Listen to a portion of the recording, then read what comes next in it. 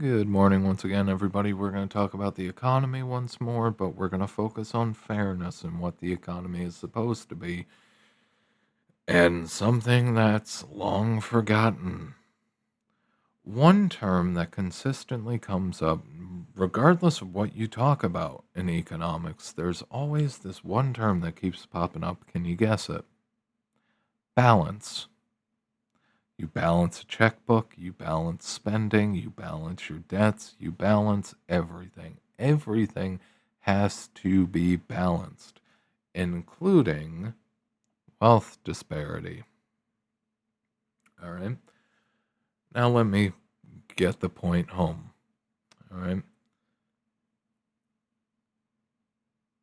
If the wealthy have all of the dollars, all right, let's just use the US as the example. If the wealthy have all of the dollars, what happens? The value of goods that they represent falls as alternative currencies become the dominant pricing mechanisms, right? Let me just give you this example. During the housing crash, the great financial crisis, the beginning of the fucking depression, when you go back to '07 and '08, in the hood, in the projects, when dollars were drying up left and right, when people were running out of money, people began transacting with homemade laundry detergent. Okay? This is literally this principle in action. People took raw materials, hard laundry soaps, powdered them down, did whatever they did to create their own laundry detergents. All right. And ideally to cut out the massive cost of some of the specially named brand laundry detergents. Shit's worth more than gas. And it's just like, my God, how? How? Anyway, back to the point. People started creating their own DIY laundry soap, and they eventually started transacting with it. I need something from you, you need something from me, or I need something from you, you need something from that guy needs something from me. In order to keep the transact, just because dollars disappear doesn't mean people lose the need to transact. You still need resources. I still need resources. Dat guy and dat hoe over there still need resources. All right. If all of the dollars end up with the 1%, and they will, they actually will, without government spending and everything else, all of the money will eventually make it to the top because they have ownership and controlling interest in so many things that if you gave everybody $100, that $100 will end up in the hands of the 1% no matter what you do, which is why the disparity is problematic. You literally need to, in order to rebalance the Western economic situations, you literally need to break up all of the ownership of the billionaire classes. You literally have to punish success across the board. You have to force the end of monopolization. You have to force all of that. And there are quite a few moneyed interests, obviously, who are against that idea, and there are quite a few paid off politicians who are very much against that idea. So I would not bank on seeing that. But the wealthy are more inclined, much more inclined, to just soak up every single dollar possible until there are no dollars left in the system, to which people will start using alternative means to transact. And then those dollars that they have, the massive pallets and hordes of dollars that they have, when they decide to go out to the market, as if they ever go by themselves, when they decide to go try to transact with those dollars, they will find that the US economy that they once dominated will not accept their fucking money, because they're all trading shitcoin, or they're all trading laundry soap, or they have resorted to trading in cigarettes or coffee or any other commodity that might be worth a damn.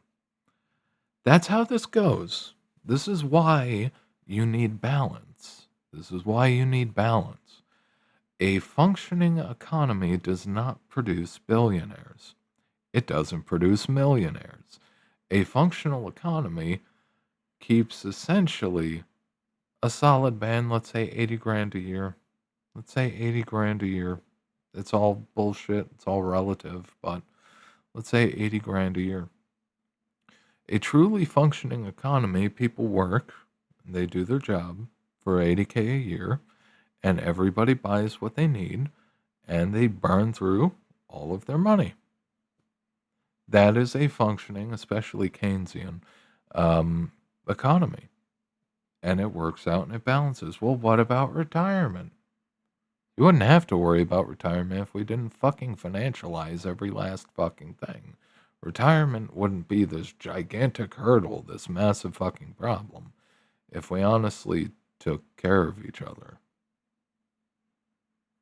We wouldn't have the problems that we have. Regardless, back to the point, the wealthy would find themselves in the position where any amount of dollars that they have would be fucking useless because nobody would take them.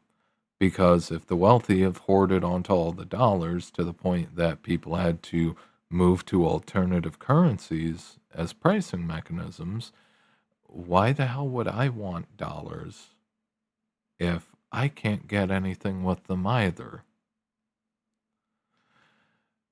If they have all of the wealth, all of the dollars, their wealth becomes meaningless.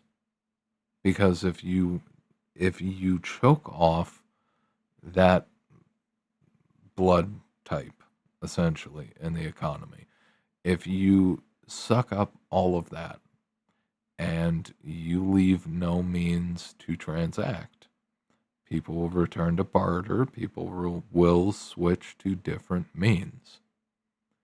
And then everything you own, because it's not even just the dollars. You got to think about it. If you have ownership of the majority of property in the country, what the hell do you do with it? You can't hire people. If you have taken all the wealth and abandoned the literally everybody else and everything else in the economy, what are you going to do to get the new currency? You have a bunch of dollars, but you got a bunch of people who have been using the new currency. They have no interest in your fucking dollars. So how the hell do you get dollars? Oh god, brain damage. Sorry. So how the hell do you get the new currency? Well, you can't pay these people. All right, you can't pay these people to work to generate resources with dollars. You need the new currency. So what are you going to have to do? You're going to have to sell all of the property, all of the physical assets. You're going to have to sell that to try to buy your way into the new financial paradigm. That's how it works out. And like, you might obviously jump to the first-hand conclusion would be, no, they just hire mercenaries. And it's just like, well, mercenaries aren't going to take the dollars either. This is the thing. If you collect all of the dollars and all of the wealth, the relevance of all of those dollars and all of that wealth and all of that property goes to fucking zero. Because once people can't access it anymore, once it's just gone out of there, nobody cares anymore. Your ownership in the country means fucking nothing. Your dollars mean fucking nothing. And this is happening to every single country on earth. Any country that decided that it was going to play this fucking power politics let the money come in and start screwing with the fucking rules so you can create a permanent underclass. Any country that has played by these rules is running into the same damn problem. The wealthy have too many resources, they have too much wealth in terms of paper, and they can't even run to different countries because this is the thing. The other countries are also in the same spot. It might not be as severe, but it will quickly become that severe. All right. These systems cannot, like modern economic systems, cannot honestly cope with wealth aggregation to these levels. It doesn't matter what country you go to. If there isn't a balance, the system blows up. All right.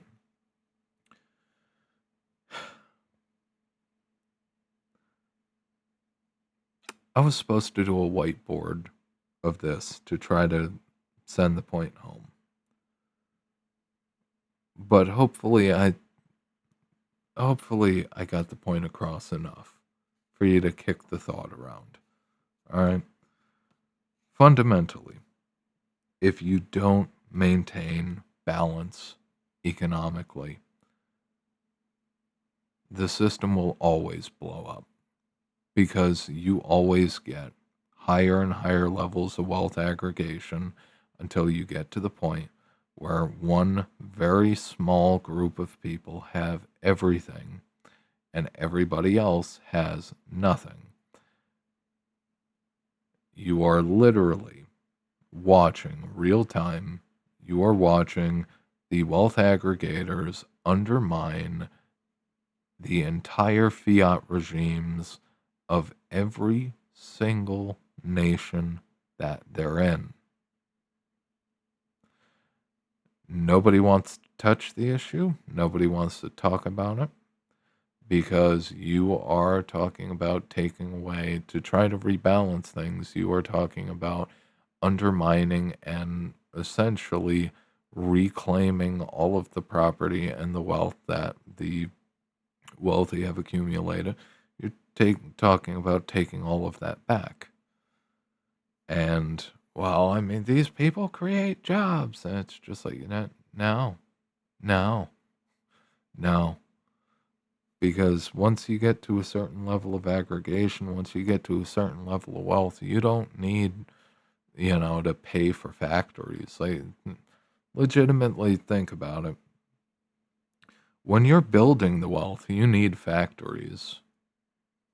When you're building the wealth, yeah, building factories, hiring people, getting rich off of the work that they do, paying them peanuts, but enough to get by, and then slowly less and less as time goes on, as you need them less and less. Once you already have aggregated all of the wealth, there's not much more wealth that you can squeeze out of it than what's left of the free floating economy. You can't really extract anything more from because you have a situation like we have now in the US. You increasingly can't squeeze a fucking dime out of people. You've reached the end of the line. But anyway, again, even though I didn't do the whiteboard, which would have been fantastic, would have been, I would have used quote unquote Bozos and Bates, wink and a nod, as my whiteboard examples. But regardless, I'll end it here. You guys have a good one. If you're interested in personal or business consulting, stop by www.spadesconsulting.com without the dash. If you're interested in written content, stop by the Substack, linked in the description box below, as well as directly in the nav menu on the site. If you like and appreciate the video, like, sub, share, hype, leave a comment, ding the bell, ring the bell, tickle the bell, smack the bell around, do whatever you please to the bell. And you guys have a good one. I'll see you next time.